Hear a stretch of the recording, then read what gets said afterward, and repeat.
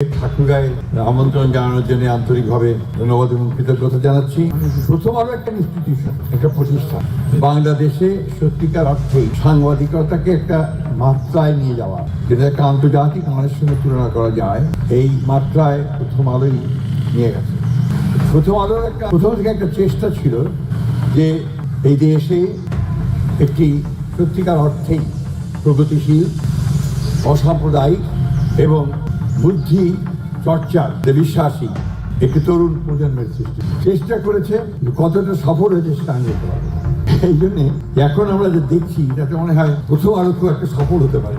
আজকে দুর্ভাগ্যজনকভাবে বাংলাদেশে সাম্প্রদায়িকতার চর্চা যারা করেন তারা বেশ বাহবা পান, তালি পান, অনেক পাঠকও পেয়ে যান।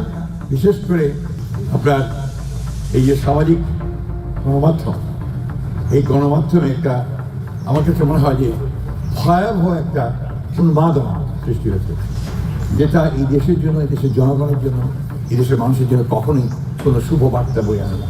আমরা সবসময় মনে করি বাংলাদেশের ইতিহাস হচ্ছে অন্যায়কে মেনে না নেওয়ার ইতিহাস। এই বোধটা আমাদের সকলের মধ্যে সৃষ্টি করতে প্রথম আলো আমাদেরকে সাহায্য করেছে, এ ব্যাপারে কোনো সন্দেহ নেই। আজকে খুব খারাপ ব্যাপার, দুঃখ। আমি জানি আমার এই কথাটা অনেক বিরল সমালোচনা হবে, তারপর বলতে আমার কিন্তু দ্বিধা নেই, আমার সাহসের কোনো অভাব নেই।